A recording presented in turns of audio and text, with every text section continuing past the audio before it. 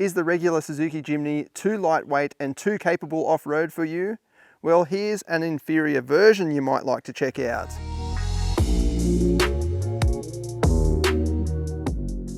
This is called the Suzuki Jimny XL, and it is a longer wheelbase version with, most importantly, 2 doors at the back. So it's a 5-door model. The wheelbase is stretched 340 millimeters, so that does reduce the breakover angle slightly from 28 to 24 degrees. The departure angle is also reduced slightly from 49 to 47. It's still very capable and plucky off-road. It's just slightly not as good as the 3-door model. But for that, you're getting the extra seats, so you can actually take some passengers. It wears the same 15-inch alloy wheels, wearing 195/80 tyres. They're highway terrain tyres, so if you really want to go serious off-road, you might like to get some off-road all-terrains. And it's got that same really funky, cool design. I think this is one of the best designed modern SUVs on sale right now. It's very consistent, and it's got the sort of fashionable black highlights. This example anyway, it's got the black roof, black window surrounds, black wheel arches, black side mirrors. And then unique to the XL model is the chrome front grille there. You've also got a live axle suspension setup at the front and rear, which is quite unique for a modern vehicle, and pretty much the same approach angle. All of the angles are still very good compared with any other SUV in its class, basically. I love the way it has a lot of character. It's lots of fun just looking at it.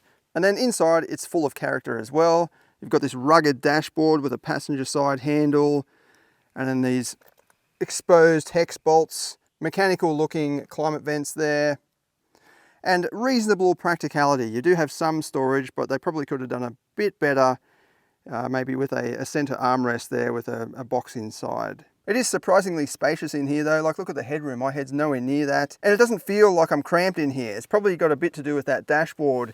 It's not one of those, you know, big wraparound dashboards that make you feel enclosed in. This is actually, yeah, it just looks like a piece of furniture just sitting stacked right at the front near the windscreen. You've got just easy dials, air conditioning button right there, and then you've got your power window switches down below. You do have some charging ports as well, and the power window switches for the rear are down on this center console. Most of the materials are pretty hard, sort of plastic, hard wearing, but at least it's broken up with different textures. That's what I like. It's not just the same elephant skin stuff. It's all slightly different, which just adds a bit more of a sort of 3D effect, I guess. And then up on the dash, we've got a new touchscreen system. The previous setup was a bit old, but I did admire the simplicity of it. This is still pretty simple as well. You've got a home button, then you have vehicle settings. You've also got Apple CarPlay and Android Auto. I don't like the button operation for the volume. It'd be nicer if they just had a volume knob, but apart from that, yeah, it's very easy to use. You've got your main menu options down below there, so it's easy to jump to whatever you need. And then for the driver, you've got mechanical dials on either side, and you can go through and show different trip information. It's a bit of a shame there is no digital speedo. I prefer a digital speedo, and the average fuel economy gauge, correct me if I'm wrong, but it will constantly reset each time you start the vehicle. So I don't have a full combined sort of average over the week that we've tested the vehicle. Each time I start the car, it kind of resets, but it's averaging 6.6, which is pretty awesome for a non-hybrid manual all-wheel drive vehicle. I mean, it is in 2-wheel drive at the moment, rear-wheel drive, so you do save some fuel by having the ability to switch between 4-wheel drive and rear-wheel drive. And then the most important bit for the XL at least is the rear doors and rear seat area. So this is now much more spacious than the 3-door model. The seat back is quite upright, but look, my head's not even close to that. I'm about 170 centimeters. So even if you're a bit taller, you'd still fit in here with reasonable comfort, and even my leg room is pretty good. My knees aren't near the seat there. You don't have a center console or climate vents or anything like that, but that hump there is pretty small as well. It doesn't take up too much space, although there's no middle seat anyway, so you don't have to worry about people sitting or squashed in the middle there. Even the power window switches here, that's pretty cool. It's just like a little toggle switch. It's fun. Like, it's not boring. You wouldn't get bored of this that quickly, I don't think. And you've got awesome visibility out the window there too. So the kids will love it because the window sill is quite low, or at least you sit high, so you see straight over that really, really easily. The doors are really lightweight too. It's like a toy car, it really is. And in the back, we've got this tailgate that's kind of spring-loaded. It's not electric or anything like that, but I'm even on a bit of a slant there with the hill against that tailgate, but it's still pushing back up the hill, which just makes it a bit easier when you're loading things in and out. The boot space is 211 litres, which is a lot more than the sort of 85 you get in the 3-door model. It is a bit basic the way they've just stuck those brackets there. You can fold down the rear seats. There is a bit of a step. But yeah, definitely more boot space than the 3-door model overall. I do miss the plastic on the back of the seats from the 3-door model. So you could lay the seats down and have a bit of a sort of workspace there, or even like a semi-ute, I guess. And then you've got just the jack and things under the floor. I suppose they could add some shelving on the back of this tailgate. And I reckon they could have done a better job with the demister there. All of that could be housed under this panel. It doesn't need to be exposed like that. If you've got, you know, all gear packed up in the back, you might knock that off pretty easily. You could just extend that metal bit down and under there, and then that wire could just remain underneath. And then under the bonnet here, we've got a 1.5 litre naturally aspirated 4-cylinder producing 75 kilowatts and 130 newton meters. That's obviously not that much power, and on the highway it does suffer a little bit when you're trying to overtake, especially up long steep hills. But with the manual, as we'll find out, it is a lot of fun, it's engaging, and you don't kind of, you know, you're not constantly thinking, I wish this had more power. You can get it with an automatic gearbox, or what we've got here, a 5-speed manual. We'll go for a drive now and I'll show you what it's like on a winding road. I know this is not a sports car, but at least it can give you a bit of an idea of what it's like. The comfort is really good. It's got plenty of suspension travel, so it absorbs bumps just fine. It's not rigid. It's not like some of the more hardcore or some of the other hardcore off-roaders that are on the market, like utes and so on. It's able to absorb the bumps and it doesn't jiggle around. But yeah, the handling is a little bit sloppy, but we'll go for a drive and I'll show you what I mean. Then we'll hit the dirt and see what it's like off-road. Obviously, this is not a sports car. It is kind of floppy to drive on a road like this, but it's comfortable. There's no sort of vibrations and that heavy duty feel that you get from some hardcore off-roaders. This feels very playful and, more importantly, fun. Like, it feels fun to drive even if you're driving normal like this. One thing you will notice with the long wheelbase version is that it doesn't feel quite as nimble as the 3-door model, which is understandable with that extra wheelbase. But down a road like this, it does feel a little bit more stable in some ways, just because it does have that longer wheelbase. But yeah, poking around little tight corners like this, it's not pivoting the back as it usually is in the 3-door model. It just feels, yeah, there's a little bit more understeer or push understeer, it feels like, if you apply a bit too much speed to the corner. Performance is pretty weak as well, especially compared with most rivals in this specific class. And this has the same power output, same engine as the 3-door model, so obviously the power to weight ratio is going to be a bit worse in this. But for some reason you tend not to care, because it's just so much fun and playful. It's like a cartoon character. You don't expect it to be quick, so therefore you're not disappointed when you put your foot down and, I think I ran over a stick or something, when you put your foot down and nothing happens. If you do need to overtake or something, you've just got to use the gears. Let it rev. It likes to sing at, 4,000 or 5,000 RPM, and then it's not too bad. But yeah, this is great for zipping around in the city and suburbs and things, or trekking in some off-road conditions. And it's also fun with the manual too. I think the automatic might be a bit better off-road in some circumstances, because you don't have to worry about changing gears and playing with the clutch and really revving it up, which could cause wheel spin. But I think I would pick the manual just because it is a bit more engaging and a bit more fun, and you kind of don't feel like you're thrashing it as much as the automatic. Or I don't know, maybe it's the expectations. With the auto you might just, basically floor it everywhere and just be a bit thinking it's going to go a bit better, whereas this, when you're playing around with the manual, it feels like you're working with the car. You're having to work hard too, kind of thing, which makes it feel, I don't know, somewhat less slow.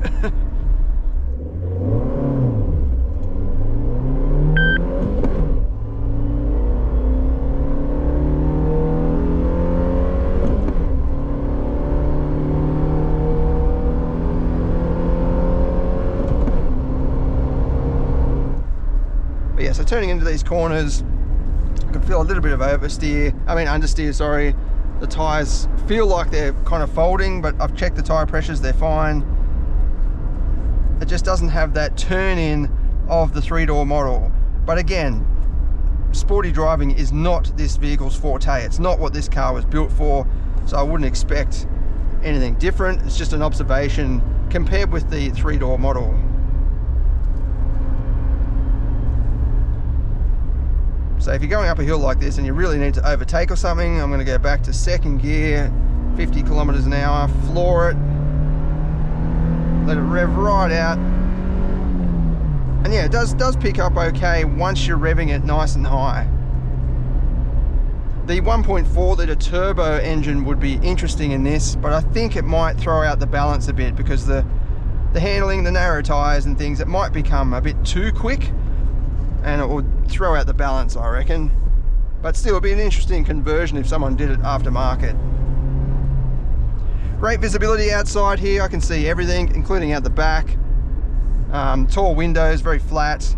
There's no blind spot through that side mirror there. I can easily see between the pillar and the mirror, or straight over the top even. And I can see straight down over the windowsill there. It's a very interesting little SUV to drive. I want to get up in the morning and take this for a drive, more so than I do a conventional crossover or SUV, even though they might be, quicker and more powerful. I find this more fun. It's more interactive. There's just more going on.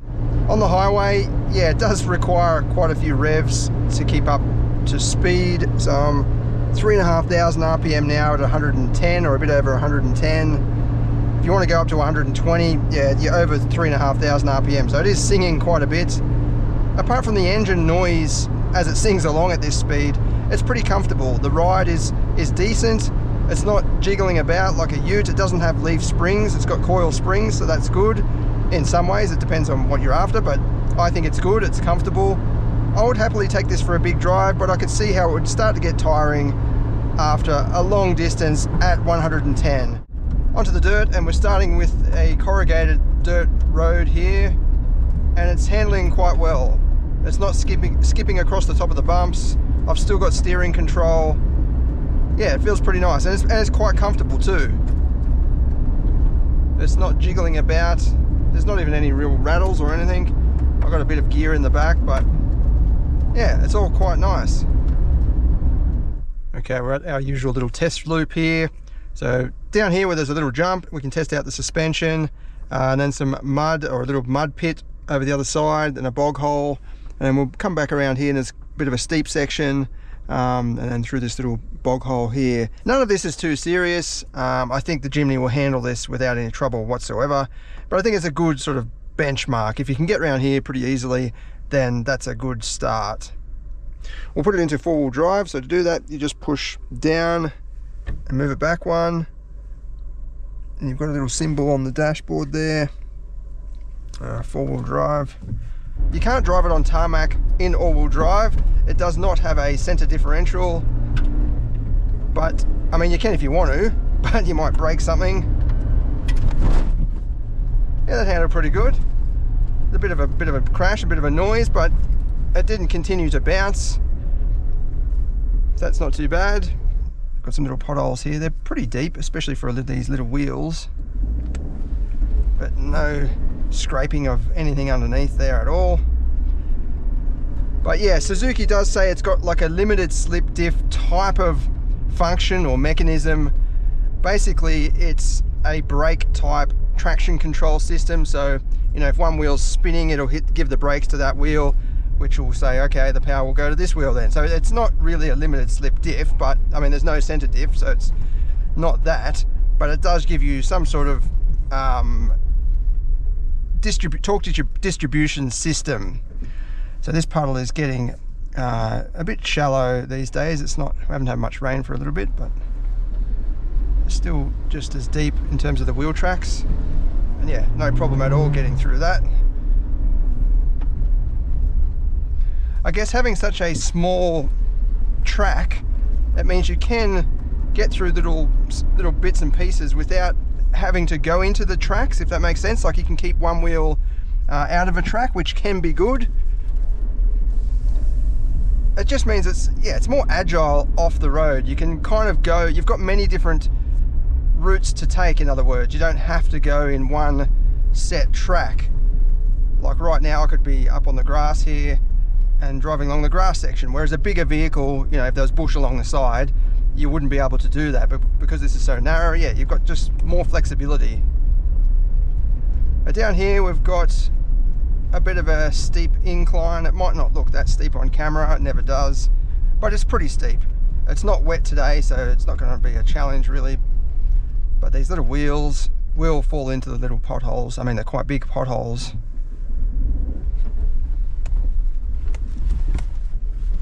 Which might cause it to bottom something out or hit something on the, snag something underneath, but I doubt it.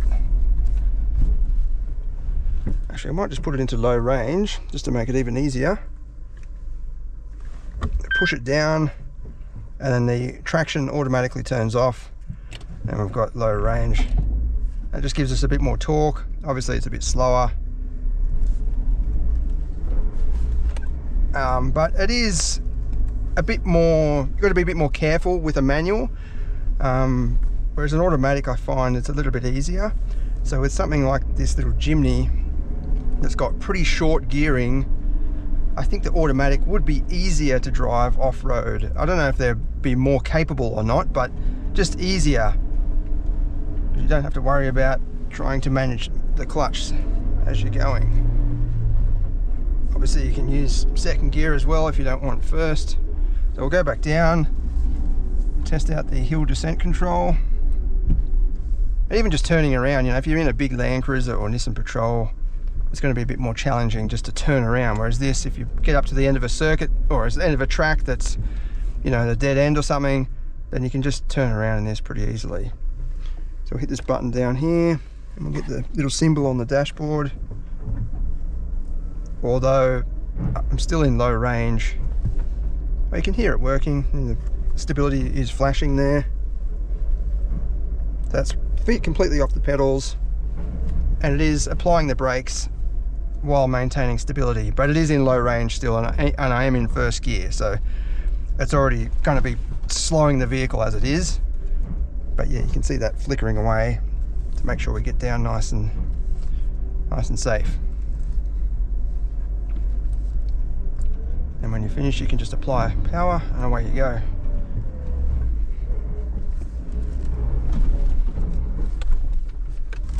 So even here, I'm turning around. You wouldn't be able to do this in a big Land Cruiser or even a dual cab ute, just because you don't have enough room. So second gear might be a bit easier. It's a bit less sensitive on the throttle. I can just keep the power down. Oh, it's dropping a bit too much.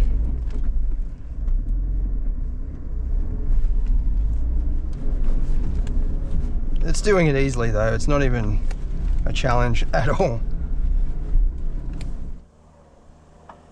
Those clearances, you know, front and rear departure angles, make it very nimble in off-road conditions, because you can go up steep mounds and drop the wheel into deep potholes and it won't not only just scrub the bottom, but it won't slow you down. Like sometimes you might scrub the belly or the gearbox cross member or something like that, and it sort of digs in and it slows the vehicle down, and it can cause you to bog a bit easier.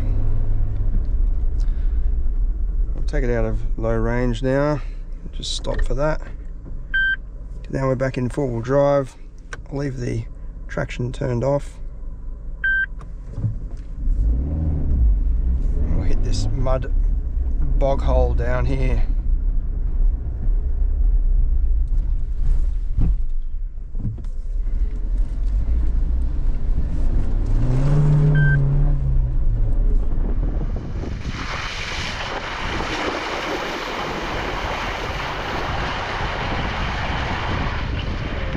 if you were serious about off-roading, yeah, you'd fit some all-terrain tyres on it.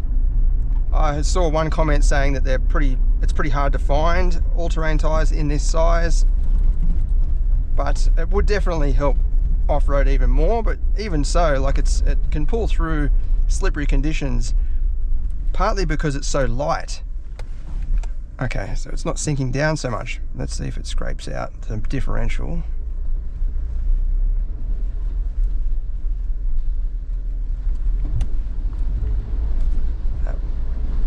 Nope. It did make a bit of a noise there, but that wasn't the diff. It was, I think, the wheel just splashing into the corner of the puddle. I'll go back through the other way.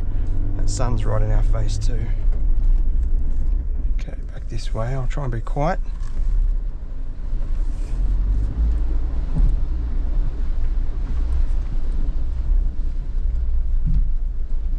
Yep, it might have just touched something, maybe the gear, exhaust pipe or something like that.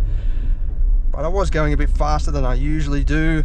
But in the end, it's got 210 millimeters of ground clearance, which is not that much. But with a small footprint, you can kind of clamber over bumps and things, so it doesn't really matter about the ground clearance.